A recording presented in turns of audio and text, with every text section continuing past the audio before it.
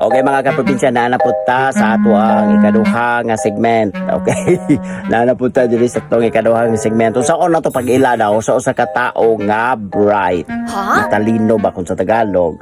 Matalino kung sa kuan bright, kung sa Bisaya maalam. Oh, kompleto na siya.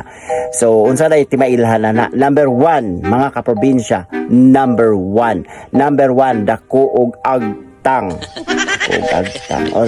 Okay, dako og agtang to number 1. Bright daw ang usa ka tawo nga dako og agtang. Ngano daw bright na kay ang utok daw na ada nag-abante.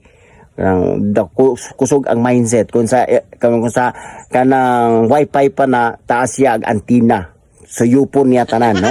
So mo na giingon la abante agtang atras tingkoy. Ayan. Ikaduha mga kaprobinsya nga mahibaw-an daw nimo ang tao nga bright unsa daw kanang gitawag nila nga gamay ulo. Di ba nakita ninyo na tao nga gamay kay ulo pero dako kaayo og lawas. Bright daw na sila mga kaprobinsya. Kay ang naa sa sulod daw ana nga ilang ulo puro na lang daw na utok. Utok lang yun na siya.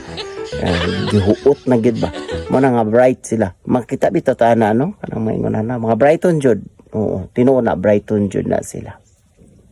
Number 3 nga mahibaw-an nimo nga ang tao bright kana bitang kusog mo kaon kanang tao nga kusog kay mo kaon bright yun na siya mga kaprobinsya kay di man na gusto mapasmuhan pod lang utok mao na si hinungdan nga mga bright na sila. So daghan pa pud na unta siya pero kay limit raman po ning atua lagi mga kaprobinsya pero nang hinaot ko nga ato ra madungag-dungagan pohon ha. Daghang salamat.